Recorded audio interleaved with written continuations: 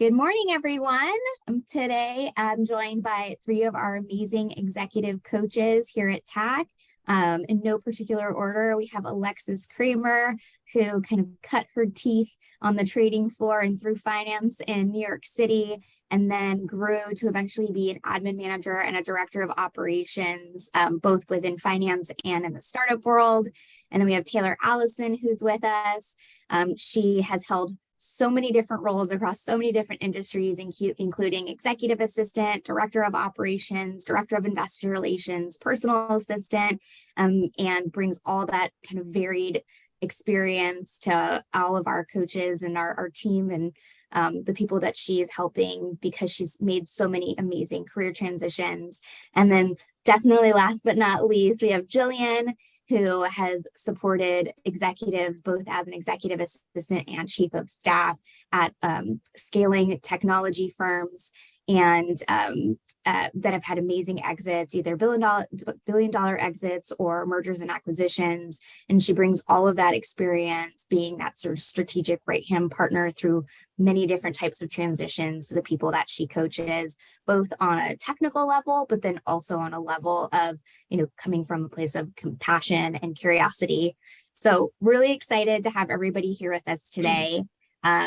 We got so many questions over the past month since we launched this. So we're going to just sort of dive in. But before I get started, if everybody can just throw in the chat where you're joining us from, one, because we're curious, and two, because last time the chat feature wasn't working, but I want to make sure that if additional questions come up during this webinar that you didn't pre-send, we'll be able to answer them throughout this session as well. So hopefully everybody who is attending will be able to throw in the feature. And yeah, Jillian's joining us from Boston. I'm in San Diego right now. Taylor, where are you?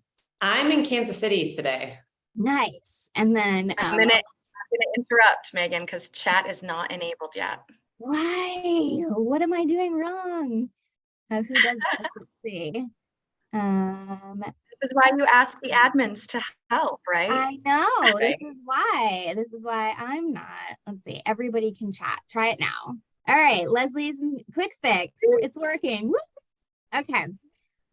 Anyway, all right, well, let's go ahead and dive in. So in no particular order, because the questions were truly all over the board, I'm just going to start with the first one that we got. And so the first one we got was, what guidance do you have for an EA that wants to become a chief of staff? How are the roles different?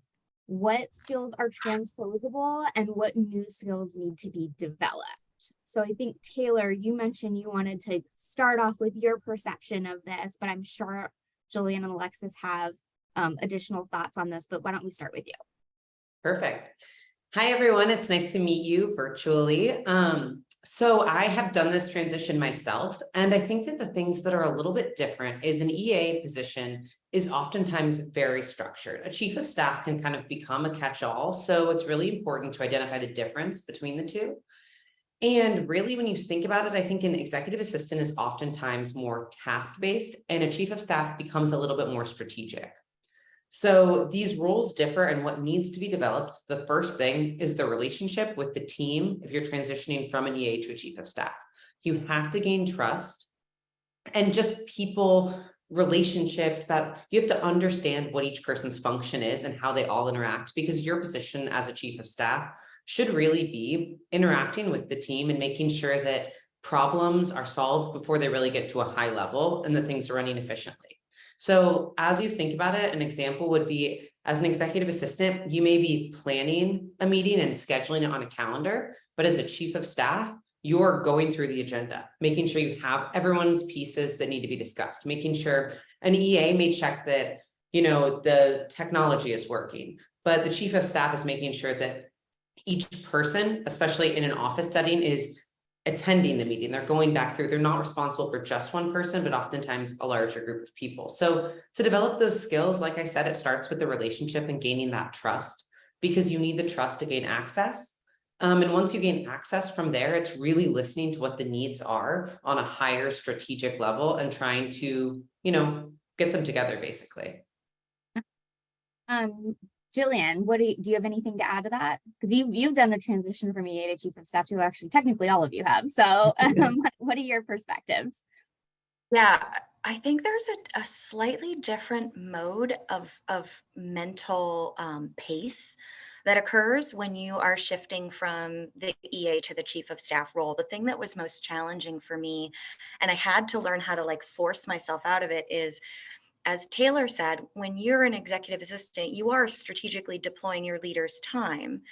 And it tends to be really fast paced and it tends to be repetitive in how you do that. Whereas as a chief of staff, you're moving into kind of like more of like this creative and strategic mental space where you need more time to think about things. You need more time to consider things. It creates risk in the business if you don't pause to consider and you move quickly as the chief of staff.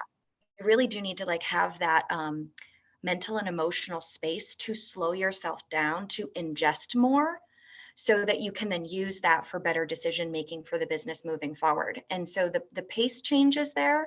And then also, I think that there is, at least in my case, I was really lucky to also have amazing EAs while I was a chief of staff. And that partnership between the two of us was just absolutely critical, to have open lines of communication where, you know, the senior executive assistant could say, that's mine, get out of my sandbox, I got it. I know you can do it, and it's not your job anymore. So I do think there's a little bit of that play that you have between the other people that are operating out of the office of the primary. Anything you'd like to add, Alexis? No, I think that was really well said. I think it really comes down to, as Taylor mentioned, really developing those trusts with those people that you're working with, because you're thinking at a much higher level instead of, you are 10,000 feet above, kind of looking at everything. So having that trust, developing those relationships, not only with the executives that you're working with, but with the broader team in general, and understanding how everyone plays a part is critical. Yeah. And what I'll just add from what I've seen from a recruiter perspective, and I help, coach my clients when they're hiring somebody on, do they need a chief of staff? Do they need an EA? What's the difference? And I think it depends on who are the other people that are currently in the strategy seat within a company, because in really large companies, let's say like Amazon, they have so many people, right? So they have people that are in strategy and operations positions, and then they have people who are in executive assistant positions, and they'll have somebody in a chief of staff role that doesn't exactly do strategy operations, but they'll do something else. Maybe they do financial modeling. There's so many different things that they do. Whereas if it's a seed startup where there's 5 people, now the chief of staff is technically also doing the EA role. And so then what do you call them? Right. And so I think it depends on what that blend between EA and chief of staff work is, because there are very strategic executive assistant roles. And so in some companies, they will blend it and they'll call it a chief of staff. In other companies, they'll blend it and call it an executive business partner. So it's very nuanced, and there isn't like a very direct, like hard line between the two. And I've also seen, there was one person who worked, I think she works at Amazon now, but was part of a company that was acquired by Amazon years ago, who had grown from being an EA to the chief of staff. They got acquired by Amazon, so she couldn't have the chief of staff title anymore because she wasn't somebody who was doing financial modeling and that type of work, but she was still doing very strategic EA work and managing an admin team under her. So then her title changed to director of administration. So I hope that helps, but that's just a little way things have been a little bit more blended. Thanks, ladies. All right, next question. So what are some ways I can set healthy boundaries with my leader and executive who is 24/7? This is an awesome question. I'm going to start with you, Jillian, because this is like your bread and butter. So would love to hear from you what you think. Yeah, and I just want to give a nod over to Claire, because she asked a follow-on question to what we were just discussing. Have these chief of staff roles included company planning, financial modeling, or analytics? Most roles I'm seeing these days are looking for a consulting background that I don't have. My response is, in every case as an EA and chief of staff, I've always played some role supporting strategic planning and goal programs whether that was OKRs or MBOs. And I've done some analytics, but more on the people and culture side of the business. And I would love if my peers wanted to share any of their insights.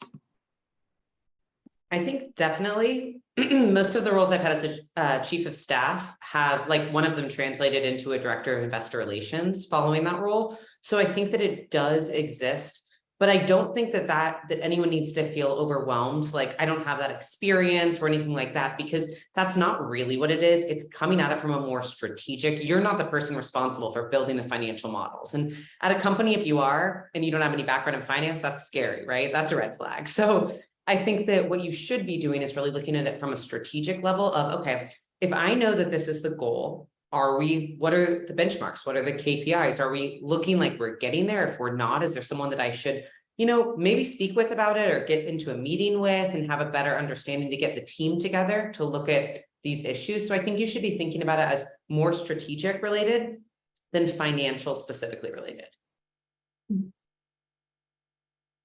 Alexis, do you want to add something? Yeah, I have seen some similar roles to this, as Claire's pointing out. And I think, to your point, Meagan, these are at like smaller organizations where they're looking for someone to really do everything.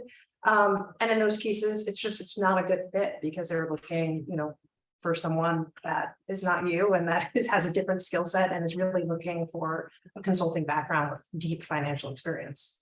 Yep. Yeah. Amazing. Okay, great. So going back to this question now of healthy boundaries. Healthy boundaries. You have an exec who's 24/7 in a world that is increasingly 24/7. How do you create those boundaries?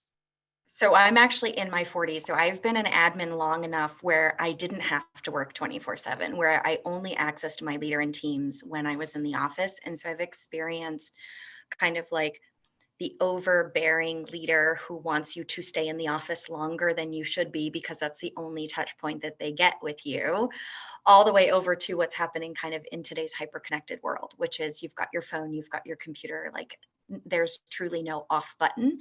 And then I also have some coaching clients who are also working to set healthy boundaries with their leaders. I think using technology tools as defining what is the appropriate mode for communication is really, really good when you've got a leader who is never turning themselves off. So have that conversation built on trust and mutual respect to say, you are welcome to send me an email at 4:00 in the morning. I will not be responding until tomorrow when I've read it after 7:30 in the morning or after 8:00 in the morning. Feel free to send it. Under no circumstances do you text me. Under no circumstances do you call me, right? Like having those conversations simply to say, this is what good communication should look like between the two of us. And that's hard to do. And you also need to consistently bring back to center when they're off track. And so you may have a leader who is not good at being consistent and may commit to something and then fall off the wagon. So you need to be comfortable bringing them back and saying, remember, we agreed to this. We agreed that it's not appropriate for you to text the staff after 7:00 at night or 8:00 at night, whatever that is.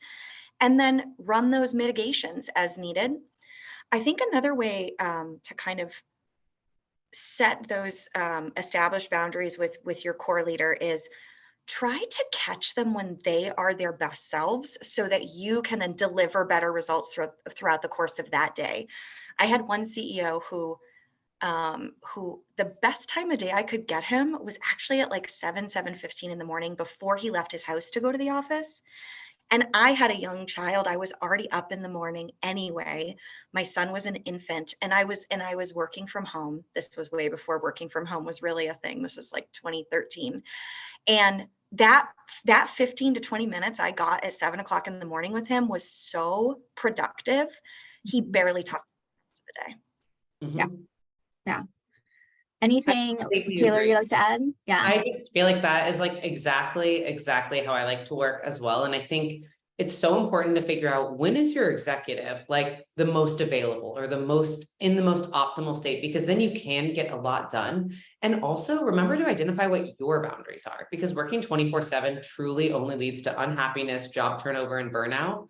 So it's like, make sure that you understand, okay, maybe it's like you get offline or whatever at 5:30 or 6 o'clock, you have dinner with your family, you do what you need to do, work out, whatever. And then at like 8 o'clock, you check back in on your email for 20 minutes, and potentially that reduces your stress in waking up the next morning to a ton of emails. Like, find a flow. It doesn't have to be, especially now with working remote, this way that we're all used to working. Like, you can define what it looks like if you're, and that makes you more valuable, I think, in your position, because then you know how you work optimally. And if you're keeping in mind when your executive is most available and what works for them, maybe your check-in, like you said, is before or after normal business hours. However, you can stop working at 4 because you're going to get back online at 8, or, there can be flexibility with efficiency, I think. Yeah. Anything else you'd like to add, Alexis? You were in like the Wall Street, late hours world for a long time. How did you find balance, and or any suggestions for people following this? Yeah, I think now working remote, we're working across all different time zones because we're at home and people think we're readily available. So it's, clear communication of like, I love Jillian's point of like meeting with your executive at 7:15. I did the same thing with my CEO because he had young kids. They just went to school. So I can get everything accomplished that I need to in the morning. So there isn't things that are popping up throughout the day or later in the evening, and being a clear communicator. Hey, I'm signing off for the night. Have a good one. I'll speak to you in the morning. Acknowledging that we all have lives outside of work and bringing that back to your executives that have families and have people that they want to spend time with is really important. Yeah. And I would just say again, kind of from a recruiter perspective, there's one person I think in here, Sue Monroe, mentioned that they have a policy in force at the company of like when people are on and when people are off. There's a couple different things here. One, does the company have any kind of policy of like what working hours are, even if you're working from home, and what is and is not like an appropriate way to communicate? So like, we have that internally at Tack that during business hours, like you need to be online and responsive over Slack, for very urgent tasks that, because sometimes you don't see things in Slack if you're in a meeting and you absolutely need to get a hold of me. Text is the best way. And then like even more important than text, like pick up the phone and call me, right? So what are the communication standards? And then after hours, if the only reason why you should be contacting somebody is if it's something that's absolutely an emergency. So when you are either in the interview process or just starting a new role, where you need to reset boundaries with an executive that you are just starting to work with, or maybe that you just are realizing things aren't like working as cohesively as they could, I think that's a couple of important questions to ask them is, when do you like do the majority of your best thinking or your brain dumping? Because some people, are so bombarded or in meetings throughout the day that they go through their emails at midnight, and that's when they mass respond to emails or dump a lot of stuff in Slack or send voice memos or text. That doesn't mean that you actually have to respond. It's just how they get the information from up here to down there. And so you need to have a conversation to understand, is this just your way of dumping information and getting it out of your brain, or are you actually expecting me to be responsive at this time? Is this stuff that's urgent, or is this just stuff that you need to get down on paper or in a to-do list on, an app, right? And so I think pushing back and just asking for that clarity is super important. And then going back to what is urgent and what is important, because I've had, people that I've worked with who live and work in LA, and primarily their principals are based in LA, but then they're in Davos, and Davos is like a very intense week of meetings and activities and flights getting canceled and, stuff constantly changing. And so maybe you need to adjust your working hours just for that week so that you're not working a full work day and also being up and dealing with helicopters suddenly not being able to take off at 4 a.m, right? And so a lot of these things are just open conversations you need to have with your executive. How do you need to potentially adjust the way you support them during certain periods? But then also, like, what are things that are actually urgent versus stuff that like they can just dump at 4 a.m. because that's when they happen. They get up before their ice bath. And then you can respond to it at 7 a.m. I think like just like this concept of like flexibility is really important. It's not just about like how you flex to suit their needs. It's how you flex for the company. It's how you flex for the strategies. It's how you like to be able to be malleable to the environment that you're in is critical. Mhm. Yeah. And Beth just threw in the chat this idea of responsiveness expectations should be weeded out in the interview process. And I 100% agree. So what does that mean? You know, we have one client right now that they have in the job description, they want somebody with a 24/7 mindset. That doesn't actually mean you're working 24/7. It just means that like if they are going to go to Davos or they are going to be working for a week in Asia, you know, you need to talk to them about, does that mean you just want me to adjust my hours for that week? And are you comfortable then with me not being online and responsive during normal business hours so I can be 100% present with you when you're in Asia hours? And for some people, that's not even an option, right? Like maybe you have a family and commitments and you can't change your sleeping patterns for your executive, then that role's just not for you. And you should know that in advance. Now, in this case, with this principal, that's not the case. He just wants somebody that if he happens to have a red eye he's taking at 9 p.m. get canceled, that you already have plan B available and you can quick help book him on another flight or get him in a hotel, right? So it just, you have to dig in and ask those types of questions. All right, cool. Next question. All right, my leader is apprehensive about giving me email delegate access due to trust issues from a prior admin. How can I convince them that I'm trustworthy? So this is a great question. Anybody here want to start this one off? No? I'm happy to. Yeah, go ahead. I think that with email access, you know, I know we've all kind of discussed this, and sometimes you get email access and sometimes you don't. It can be really, really executive specific. And especially depending on the information that's coming through, even though it's a work email, obviously, you know, with a lot of these different jobs, sometimes there's personal stuff too. It can be a little bit convoluted because business and pleasure go together at high levels sometimes, and you're working with a friend or something. So I think keep in mind that if you don't have the option for that, don't be disheartened by it. It probably has very little to do with you. And it has to do with, you know, other people and the way that they react. But by what you want to do to get email access, especially after someone's already had an issue, is you want to do small things to make sure that they understand that you're trustworthy. So what that means is when you're given a task by your executive, you're doing it in the fullest to your ability. You're doing it in a timely manner. You have to foster the trust for them to give that to you. And then the next piece of that is once you have that trust to explain to the person why you need it. Because sometimes they think it's unnecessary. Oh, I send you what you need.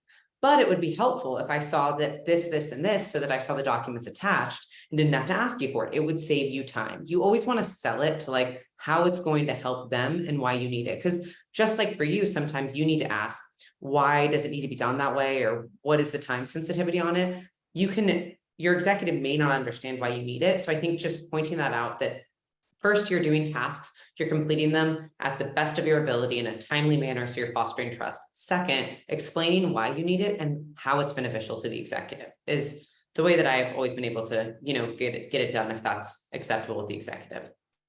No. Anybody else want to add to that? Jillian? I think it's important to ask them why they are nervous about it too. And to have a dialogue around what those perceived fears or you know, inaccurate assumptions might be, and then maybe start with something that's project based. So for example, you can say, hey, when I get in there, just to make you feel as comfortable as you possibly can, the only thing that I'm going to do for the first 2 weeks is I'm going to categorize your messages in a specific color code that helps you understand the level of urgency or the type of message that it is. And let's just start with the color coding. And then after we feel good about the color coding, then maybe let's go into, we will test me sending low stakes messages on your behalf. And so you can think about, like, as Taylor said, like doing that slow trust build, but you can do it project based as well, which might make them feel like it's a little less invasive to their lives. Yeah. Alexis, what do you think?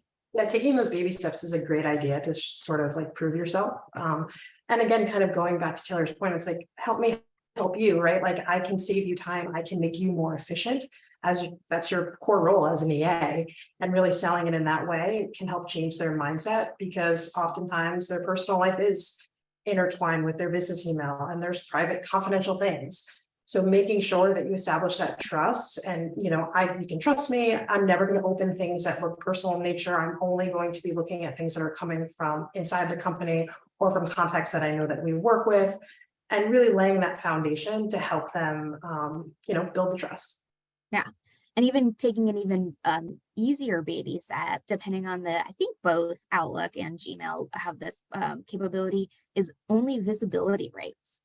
Not responding rights, not filtering rights, not deleting rights, but even starting there and saying, I just want to be able to search in your email to find an email I can read for more context, or look at your sent box. Because I've had a lot of really great EAs and chiefs of staff over the years say that the first thing they do in the morning is look at the sent box, because they know that whatever the exec responded to was most urgent for them.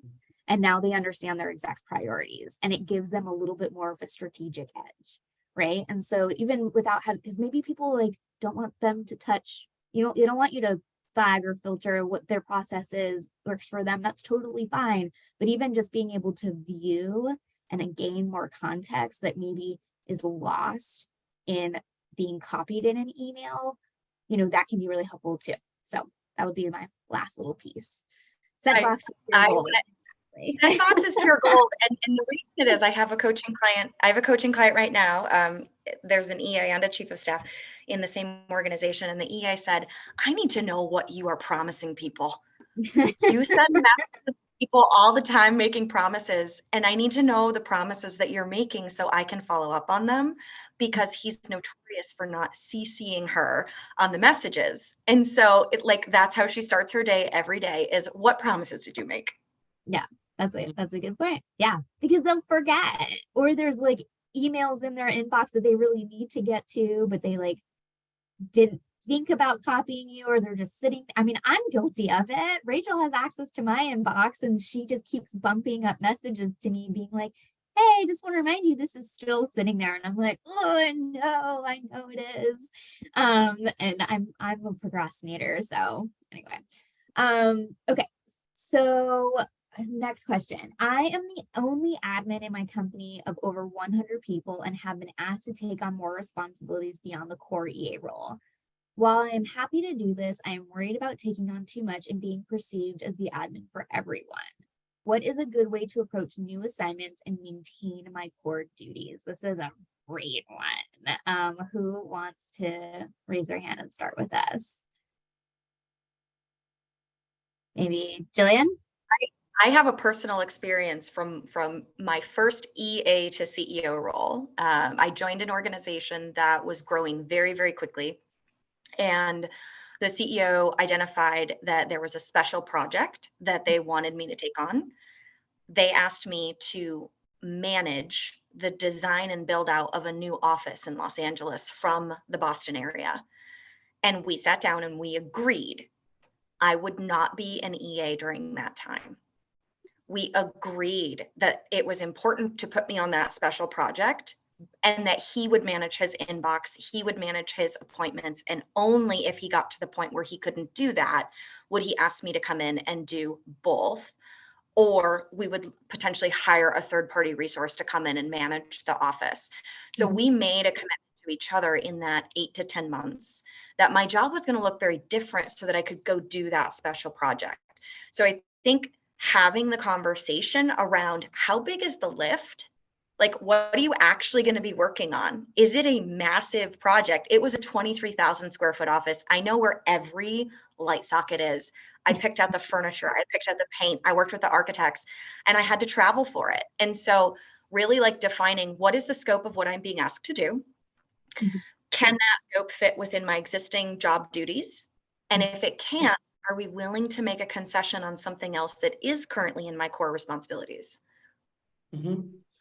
And I think for small projects, I've coached a lot of people on this. I think for big projects, that makes complete sense. And I think you're exactly right. That's how I would go at it too. And it makes sense. I think for smaller projects, if you're in a position where someone or a team or your executive, it doesn't really matter who, is consistently asking you like, hey, can you do this? Can you do this? And you're feeling like you're a catch-all.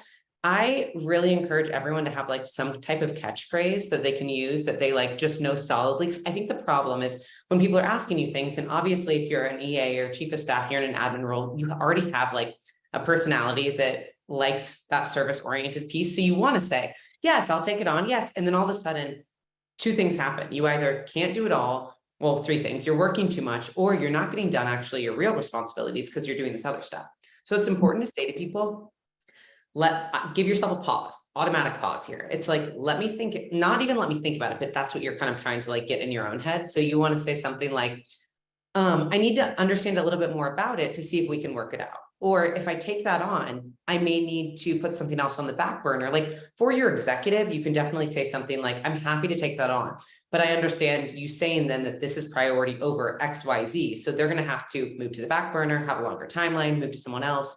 If it's someone on your team or, someone else on the EA team, that's not who you doesn't directly like, decide what you do basically, then I think you can say, I need to think about that. Or can I hear more about the project? Would it be possible to bring this other person on so we could split it? And also I would encourage everyone depending on how big the project is, if it's outside of your responsibility and you have to do your job plus that additionally, I think that you can ask for special project compensation or benefit. Maybe it's that you are going to work longer during the week and you're working half days on Fridays because you're doing this project, or maybe you want financial compensation, they're open to it, or a day remote because you're going to be adding this on. I think that there's different ways to negotiate this if you end up needing to do it. Yeah. Alexis, anything you want to add? Yeah, I think I've had some good advice from my old manager, being sort of like a catch admin for a growing office. And people are like, oh, can you do this? Can you do this? And what about this? And to Taylor's point, your core being as an EA is wanting to be helpful, wanting to be a team member. So it's so easy in those moments to be like, sure, I got it, no problem. Or right on top of that, Rose. But it's really hard because you get yourself in these tricky situations. So my old boss was like, just tell them, be like, that is a great idea. And that's a great question. I'm going to go run that by him. And as soon as people hear, like, you're going to go back to your boss, like, oh, no, it's, it's fine. I can handle that. Don't worry about it. So it's kind of putting things in perspective for other people. And then, if it's something that your executive is kind of like giving you a lot of work, help me reprioritize. These are all the things that are on my list that I have to do. And I really want to do a great job. So help me reprioritize like all these things that are on my plate, because I want to make sure I understand what's the most important thing for you. Yeah. And I'll just double click. That's like 100%, right? Yeah. One more trick. Someone is standing in front of you. I can't help you with that right now, but I can help you with that tomorrow at 10 o'clock. Would you like to schedule a conversation? They won't come back. They won't schedule it. They'll just split off and they'll find somebody else to ask to do it, or they'll figure it out themselves. Yeah. And one thing I'll just add from my decade ago when I was an assistant, this was before the use of cool tech tools. And I know this was all my communication, and I had execs in different cities. And so not everybody was in person, but there was one point where I was normally supporting 3 people. And all of a sudden I was supporting 7 people because the other EA on my team left. And they were all very busy sales executives, asking for prioritizing and actually having it visually laid out. So again, back in my day, all we had was email. And so once I got all the requests, I sent an email recap to all of them saying, hey, just want to recap all the requests that I got from you guys today. Can you help me prioritize? And all of them were on the email. Can you help me prioritize? This is my understanding of the timeline and when all these need to be done. Please let me know if anything has changed. And then all of a sudden they start responding like, actually, that can wait till later this week. Or you know what, don't even worry about it. You don't need to take it on anymore, right? And so if we're thinking about now, fast forward a decade and you have, Google, we were using, God, I don't even remember the email that we were using. It wasn't Google and it wasn't Outlook. It was whatever system was even before that. But if you have like, Asana, Trello, or even just a Google Sheet or Google shared doc, where you can have it all listed out and say, hey, I just want to visually show you guys, here's what I'm working on. Has anything changed? Some people are visual learners as opposed to audible learners.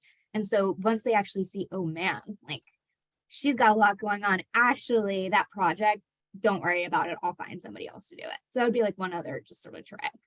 And remember, these people, especially if you're not in an office, may not hear what else you're working on. They may have no idea. So if each person on every team is asking you for 3 tasks, all of a sudden your job as an EA has stopped because you're a team manager for all these other people. Like that's not what you should be doing. So sometimes you do have to remember this person doesn't understand. And I think this kind of speaks to Leslie, the question that you asked on our chat about, do you worry about the branding that creates?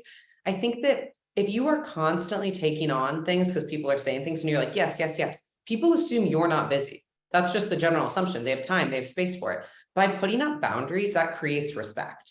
And so I think by saying, I can't do this now, but, or, with your executive, it's different than if with other people on your team, but with your executive, like Alexis said, asking about, hey, can you help me reprioritize? Or I'm hearing you say that this is the most important thing right now, versus with your team, creating those boundaries of, I have so much other stuff on my plate right now, but I can look into that next week, is a great way. It's not a negative thing. That tells people, hey, I'm valuable, I'm busy, my time is valuable. Also, don't bother me about things that aren't important. Yeah. And I think going back to what Jillian said too, and the nuance there of, I can't talk to you. I would love to talk to you about it. Can we talk about it tomorrow at 10? It's not saying no. It's saying, and you can even like soften it if you're like, I'm like, I like fluffy words like, oh, I would really love to help you with it. Today I'm stacked. But I know this is important for you. Can we? So like soften it up a little bit, sugarcoat it, throw some like sprinkles on it. Then they're going to still feel like they're really cared about. But then they also like, you're setting a boundary up front, right? And so I don't think that's going to hurt your brand. I think if anything, that's going to strengthen it, because then you're setting boundaries. And then again, you need to set clear agreements, because if you do agree to take it on, let's say they actually stick to scheduling time with you at 10 a.m. and you hear about it, then now you've already set a precedent of setting a boundary, because then once you get the information, you can say, awesome, like this sounds like a really cool project. Realistically, here's what I have going on for my current executive or executives. I won't be able to do this because of these priorities for another week and a half. Does that work for you? And then if they're still like, okay, no, that timeline doesn't work, then it's like, I'm really sorry. I wish I could be more help. Yeah, really validating those questions. I think that's kind of goes back to your branding, right? Like, this is a great idea. These are great questions. Thank you so much for bringing this to me. I'm hopeful, I'm solution oriented, but I have a lot of other stuff going on. Yeah. Okay. This next question is for you, Alexis. We have a queen bee, senior EA to our company's top exec. She refuses to work with any other EAs. There are about 14 other admins, hoards information, and is generally hard to work with. Any advice? Yeah, I've had a few personal encounters like this. And in my experience, I think these people are just very defensive because you're coming in, you're a new person. How is this person impacting my role? How is my manager going to think about me differently? So usually it has less to do with you and more to do sort of with them and how they perceive sort of you as a threat. So really sort of taking that relationship and kind of bringing it down a level of like, tell me about your experience. How long have you been here? How do you find success? And really validating that this person does like a really good job and disarming them from thinking that you are an enemy. Like, I'm here to work with you. I want to be a great team member. Like, how have you had success in the company? And really pulling all of these questions out of them will help build that relationship with them and start to see you as a team member and less of a threat. So I've had some good success with some more difficult personalities using those tactics. Yeah, I'd say I agree with that. It's killing them with kindness and almost like stroking their ego a little bit of like, you have been here for so long, you're supporting the CEO. I'd love to learn from you. Like, I'd love to see how, if we could work more collaboratively together, like it'll make my exec's life easier. And you kind of have the gates to the kingdom, so to speak, right? If you're supporting the CEO or the founder, like their priorities ultimately usually within an organization trickle down to the rest of the leaders. So can you give me more insight so that I make sure that I'm aligning my executive's priorities with your executive's priorities? So I would say that. Anyone, like, what can you share with me that can help me be more successful? Yeah. I think too, try to be helpful, right? If you know that there's like a big event coming up and they're slammed working on it, ask if you can help. Try to get involved in little ways. And then when you do, really make sure it's a success. Make sure that you understand what you're doing, make sure that you ask the right questions and that you do something to be helpful. Because I think with executives and with people like this, the worst thing you can do is get in front of them and kind of fumble, because then they just end up kind of dismissing you as being like, oh, well, that wasn't really helpful, or that was a waste of my time. Oftentimes people like this are busy and they don't have time or to have a desire to train people and help them. So I think coming in to help this person and asking questions like that, like you said, exactly, Alexis, I think like complimenting them and trying to find things that you have in common or ways that's perfect. And then try to be as helpful to this person as you can, because then maybe next time they think, you know what, I could really use an extra hand. I'm going to bring blah, blah, blah in who helped me previously. And you want to foster that relationship, but make sure that you're doing it with things that you can actually execute successfully on. Yeah. Anything else you'd add to that, Jillian? Have you experienced any queen bees? I have, but like probably the worst of the worst, and they shouldn't have been in the organization. And so I just want to talk to that side a little bit, which is the role of the executive assistant or the chief of staff is not to be a representative of HR, legal, or compliance. And so when you get to the point where common ground cannot be found, don't get involved. Do not try to push feedback around. Do not talk behind that person's back. Do not engage in gossip. Do not engage in being a negative infection for the business, right? It's clear to everyone around that person that they are not operating in high self, they're operating in low self. And humans are incredibly complex creatures. And we have lots of programs that we have been running throughout our mental and emotional scripts for decades. And for some folks who are a little bit, I'll say older or more mature in their career, if they're not going to change their ways, you talking poorly about them or behaving poorly around them is not going to help, right? And so ways that you can, I say maybe not try to work with them, but maybe try to work adjacent to them or try to work around them. Making sure that when you're communicating with them, that it's not just a one-on-one live conversation, but that you're writing it down, you're sending an email, you're documenting it. This doesn't mean that you're trying to get them in trouble, but it means that you are trying to keep track of the interactions so that if there were to be some type of HR investigation in the future and you were asked to produce documentation, you could. But yeah, I would just say fighting a queen bee is not something I would ever encourage anyone to do. Mm-hmm. And one thing I would maybe add just in addition to that, in working kind of adjacent to and or around that person, is they're making themselves an island. So if the rest of the 14 admins have a desire to work collaboratively together, then there is nothing like more effective I've found sometimes than like when everyone else is having a really great time and being super efficient and effective and working collaboratively. And then all of those people end up being like 3, 4, 5 times more impactful. Then that person's going to start to have some FOMO and that is another way that they might come, join the party. Because a person can only get so far alone, right? Like together we go far, what Peloton says, but it's the same kind of thing. So if you try to kill them with kindness, you try to do everything that we've mentioned on here, and they're just not budging, they're living in a place of scarcity. And so now the rest of you need to just work collaboratively and functionally together, and they're going to either get on board or they're not, and they're not going to be as effective. And then it's going to really come down to like HR and the executive's decision on whether that person is an effective team contributor or member. Mm-hmm. So, okay, cool. I want to be sensitive to time. I know there's one person who had shared something with us that was sort of time sensitive, and it's around kind of this piece of personal brand, which it can be how you show up in personal brand or somebody else shows up in personal brand. And so I want to go through that question. next. We're going to jump a couple. So is it possible to rebrand yourself at work after what I perceive to be somewhat negative image has been created of me and I'm not being viewed as capable? And so for a little bit more context, as this one person shared, they came into the role being super effective, had some personal life challenges that prevented them from showing up as their best self to work every single day. And now they feel like they're kind of having a hard time building back that credibility within the company. And so, Taylor, do you want to start by answering this question on how you would recommend beginning to tackle that?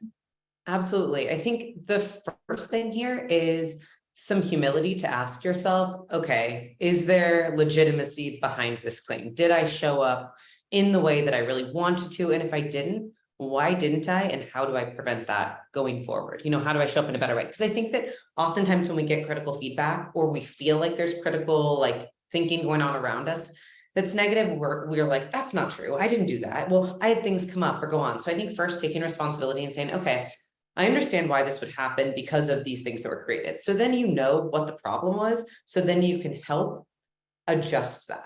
The next is, depending on how comfortable you are with your team, I think stating that, hey, I know the last couple months have been tough.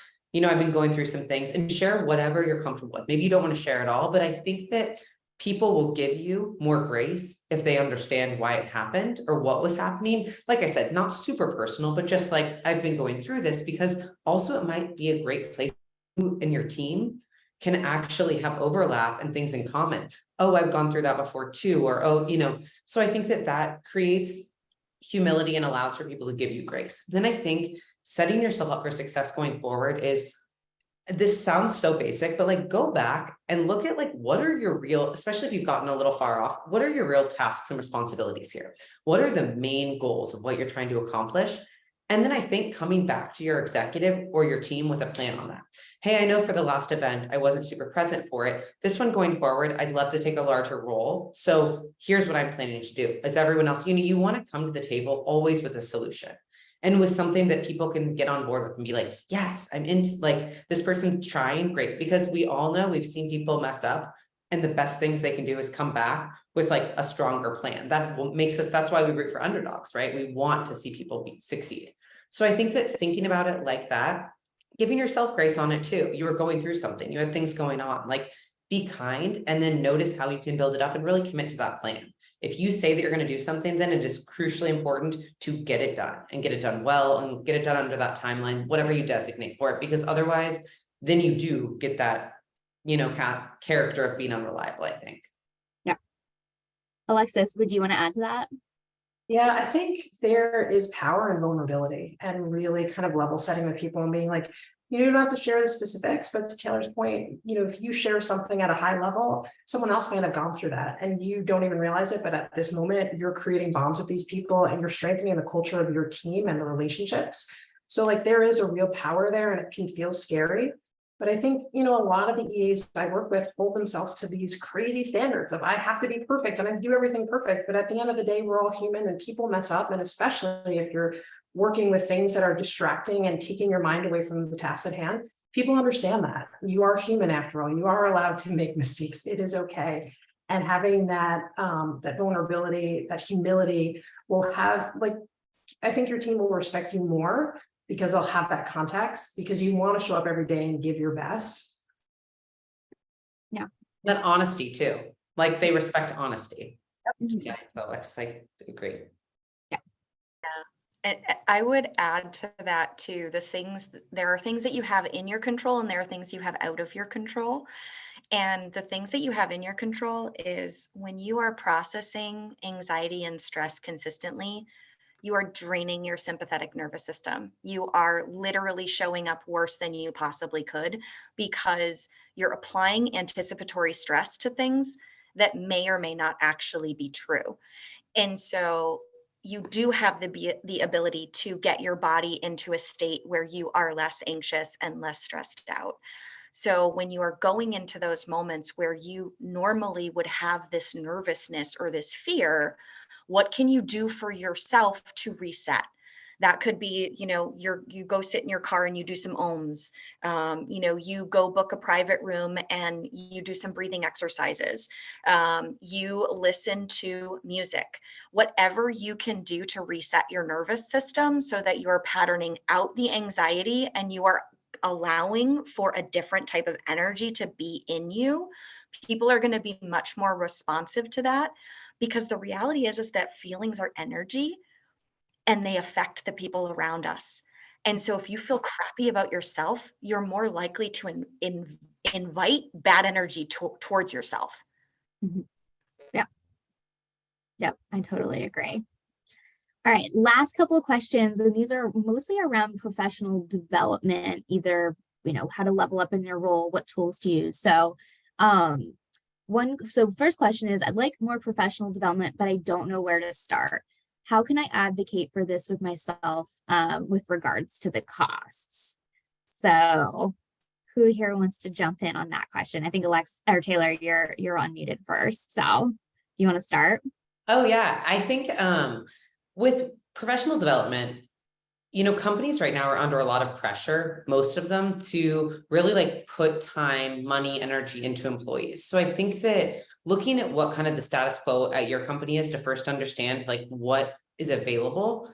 And then I think especially in a negotiation, you can negotiate anything, remember, always. So I think that it's important to think about, okay, why do you want this? How could it help? How does it benefit the company? And remember that, a lot of our jobs are not jobs forever. They're temporary jobs. So how is it something that also benefits you long term?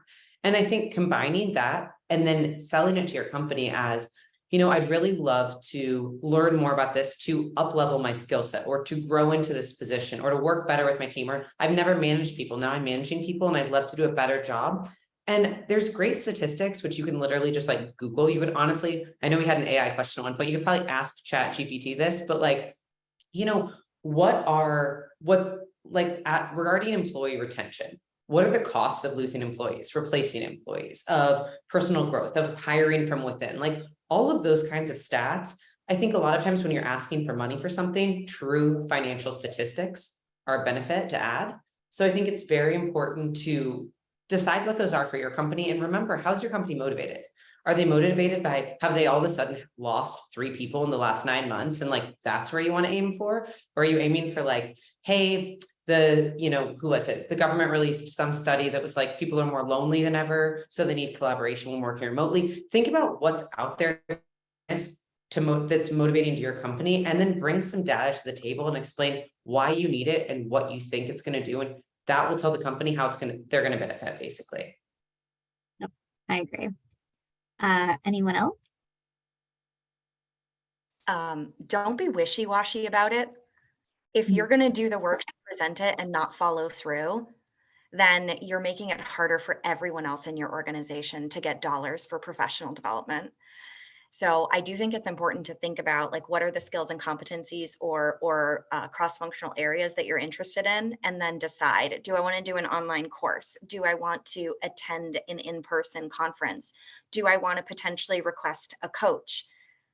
Do it with the intention of following through. Yeah, I've had some good experience also tying things back to current projects that we're working on. Hey, I've got this on my plate. I found this webinar. I think this could really help me be more efficient at my job. But the other thing too, it's not taking it so hard if you get a no, right? There's a lot of resources that are available that are free through LinkedIn, through all sorts of things. So being resourceful if your manager says no, and then coming back in 3 months and be hey, I found a lot of great stuff that was free. I found it really beneficial. Could we revisit this conversation? Is it something that we're open to? Yeah, and I think, and this is one of the questions I ask whenever I speak to somebody who's interested in coaching with us, as I say, okay, well, what have you done so far to try to improve your professional development? Because it's a lot easier to say, okay, well, I've read these books, I've attended these webinars, I tried these free learnings. I'm still missing this piece. This piece I can't seem to get a hold of, and I need some additional support. And then come prepared with, and these are the things I researched as options, and here are the costs, right? Because if you're just coming to them haphazardly asking for them to, pay $1,500 for a coach, but you haven't tried any other methods to improve, then they're going to be like, well, why don't you go try some of these other things first and like come back to me in 6 months, right? And so I would say like come as prepared as possible with what you've done, the things that Taylor mentioned around statistics of, here's what I've learned that would help me be better in this specific function. And if you've talked to any other experts, like let's say it's using coaching related, and like in the case of, I think both Alexis and Taylor have done coaching for clients on admin management because they both have managed a team of admins before. Hey, I chatted with this colleague and this colleague who got coaching through Tack for becoming admin managers. And just in a matter of a quarter or in a matter of 6 months, this is how their team was improved because they got really structured, bespoke advice to their specific organization. So I think it would be really helpful for us to do the same, right? Now you have a little bit more clout because you've gotten some, additional feedback. And humility comes back to this one too. And like, I'm really strong at this, but I've never managed a team before. Or I really like doing this, but this, like Alexis said, like this new project, deals with the financial planning aspect. So I may need a little bit more, and I want to make sure I do it correctly. Doing something like that to really express why you need it and tying it back to what you're good at versus what you may need, I think is helpful. Mm-hmm. I think there's one more piece on top of that. So if you're in like a larger organization with cohorts of admins and there's lots of folks, one thing that is highly effective is you can find a trainer that can do like customized training for your group. And so you work with whoever your corporate admin manager is. You define a set of competencies that would be really helpful for everyone in the group to brush up on. And then you get that trainer to come in and customize that content. So not only does the current cohort get access to that training, but then you also have the recordings and you also have group conversations internally about how do you do that peer growth as a collective administrative function. I've seen those work incredibly well. I love that. That's such a great idea. Yeah. Okay. Last question. I mean, I can't believe we didn't get through all the questions. This is amazing. So this is great. All right. Last question is I'm going to combine two. One is on trainings. What type of training do you recommend to keep me up to speed as an EA? Is it necessary to be certified? And then there's another question around like, how are people using AI as an EA and should they be using it as an EA? So I think we should just combine all three of those and say, there's certain tools and technology that are really hot right now that I would recommend being knowledgeable about. And some of that is stuff that you can do free online training. So, and some stuff is like very easy and intuitive. So ChatGPT, it's free. There's like prompts online that you can research, but also it's just like you can literally ask it to do anything. You can ask it to rewrite an email for you. You can ask it to summarize bullet points for you. I've been using it the past couple of weeks to help rewrite candidate resumes. I use it to help me write a breakup text to somebody. So like literally you can do anything with ChatGPT, and it's free. What other tools right now are you guys using that you think people should be knowledgeable on that they should to stay like, and by the way, no, you don't need to be certified. Although a PMP, I say, is the only thing that I've seen be valuable, but otherwise certifications, I don't believe in. But anything else rapid fire, let's go. I mean, I love ChatGPT too. And I just want to add on, one of my favorite hacks for it is if someone in my team, even friends, recommend a book and like, I don't have time to read it or I don't have huge interest on it, I'll ask AI to summarize the book or the article or the points or a prospectus or a pit, like anything that you can basically copy and paste, you can have it summarized in X amount, 5 bullet points, this. So sometimes when I'm trying to, especially as a chief of staff, trying to take in a ton of information at a time, I can say and copy and paste that. So I think that's really, really helpful. Yeah. Anybody else? Yeah, so I dropped in chat, you need to know your company's security policy. You may not be allowed. And so you have to understand like what is the severity of the access to the information that you have and whether or not the third-party tool is allowed. Most companies allow it. I use it for not just like the summarization that Taylor was saying, but if I am in a meeting that's being recorded, I take the transcript and I drop it into chat and I say, give me the highlights, the action items, and the summary of what was discussed. Do not take meeting minutes ever again. And remember too, on a lot of this tech, I mean, it's not like a plug and play. You don't want to just take it and accept it for how it is and send it out and you're good. Like, I think you can always tell when someone's using something like this, because oftentimes it's a more formal tone than you would use, or, there's certain things like, to the manager of the blah, blah, blah, when you should just put that person's name. Like, there's things like that. So make sure that, I really think it should be used as like a draft or a rough draft of what you're trying to do, to make sure that you go through and it sounds like you, it looks like you, it calls people by their correct names rather than position titles. Like, some of the formality of it is not, it's something to be aware of. If don't copy and paste it. It's something to like brainstorm ideas, summarize, like collaborate, but not actually just use. Yeah. And I would say, oh, go ahead, Alexis. No, these are awesome tips. I'm like writing them down as Jillian. One final thing about it, just a couple other tools that like some of my clients have been really excited about lately. People are using Notion and Coda for collaboration. Zapier is a great tool for making different things kind of communicate with each other. Lisa Doolittle in the chat said she plugs Chat GPT answers into Grammarly, and I think that's a great one too. Grammarly's obviously edits your grammar, and that's just like a fantastic thing to be checking whether you're using AI or not. I use Grammarly.